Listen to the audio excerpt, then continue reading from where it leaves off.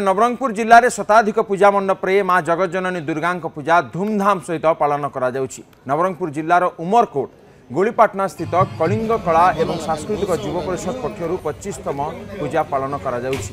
ए मंडपर सबुठारु गुरुत्वपूर्ण जिनिष है पारंपरिक रीतिनीति रे पूजा पाठ।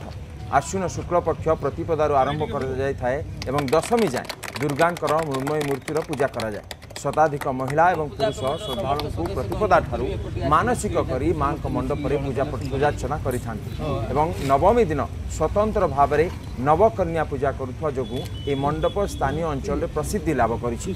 चलित वर्ष न्यूज 18 ओडिया पक्षरु शारदीय सम्मान कलिंग कला एवं सांस्कृतिक युव परिषद को प्रदान करा जायछि। ये चित्र आप देखिपुंट गणशिक्षा मंत्री नित्यानंद गंड पूजा कमिटी सभापति संपादक एवं कमिटी सदस्य को प्रदान करुछंती।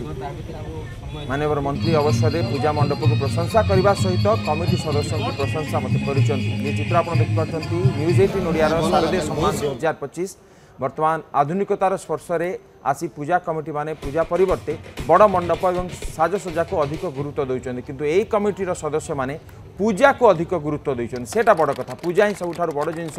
पूजार्चना केमती मंडप अधिक करा जायछि जहाँ अन्य मानक पय एक उदाहरण बोली मंत्री निजे कहिछन्ति।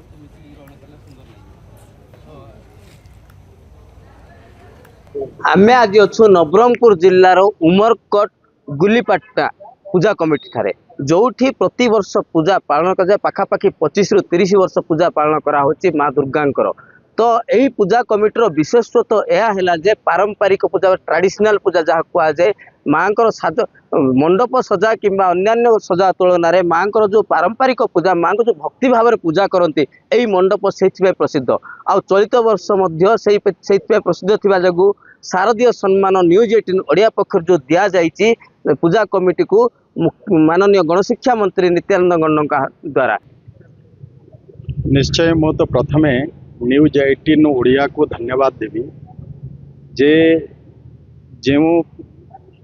जो माने कि पारंपरिक ढंगरे जो माने पूजा करुछंती माँ दुर्गांकर आराधना करुछंती निश्चय से माननको जेहेतु किछि अछंती केवल से मानकर मेढ़ को केमती साजसजा करी केवल मात्र पूजा नारे आधुनिक ढंगरे साजसजा केवल करि थांती किंतु पूजा को प्राधान्य सेतेटा देई न थांती। किंतु आमर सौभाग्य जे उमरकोटर गुलीपाटना रे जो दुर्गा पूजा होची सेठी पारंपरिक आमर जो परंपरा रही से पारंपरिक नियम को पालन करिकिना से माने पूजा अर्चना करुछंती भक्ति सहकारे पूजा करुछंती। तेणु निश्चय एभली पूजा मंडप को आपण न्यूज 18 ओडिया चयन करिके तांको शारदीय सम्मान देवार जो व्यवस्था करिछंती निश्चय यह द्वारा कौन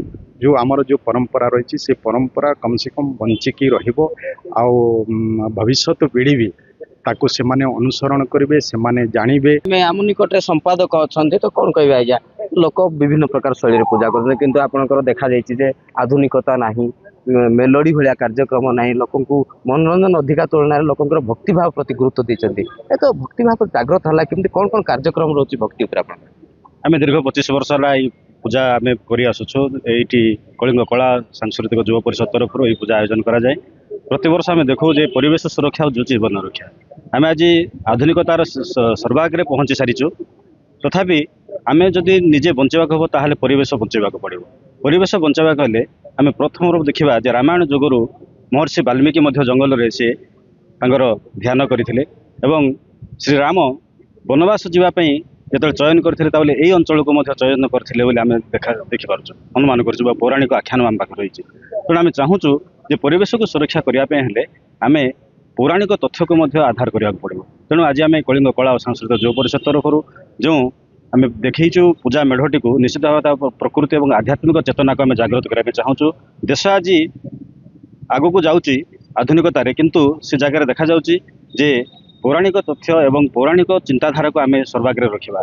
पूजा मंडप जो पूजा कर तो कौन रोचे 9 दिन पूजा करते तो कौन कौन कार्यक्रम यही 9 दिन में आमर नवरात्र पालन कर 9 दिन में 9 प्रकार पूजा कर आसंता काली आमर नवकन्या को पूजा करा तापर अष्टमी अन्नभोग करा जाए ये हजार हजार संख्यार श्रद्धालु एठार जोग दियंती जहाँकि पारंपरिक खाद्य एठारे परिवेषण करा जाए भोगरे जहाँ आम जगन्नाथ संस्कृति जहाँ आमको आज चेतई देते से संस्कृति को आम आज पालन कर परंपरा अनुसार जो परंपरा को बजाई रखिंट लोक भूली जाऊा परंपरा लोक केमी पूजा करेंगे तापर गुरुत्व दौन तो निश्चित भाव में आम कहवा ये जो जिनस को गुरुत्व देवा आवश्यक रही पूजा को गुरुत्व देवा आवश्यक रही तो नवरंगपुर उमरकोट महेश्वर बेहरा न्यूज 18 ओडिया।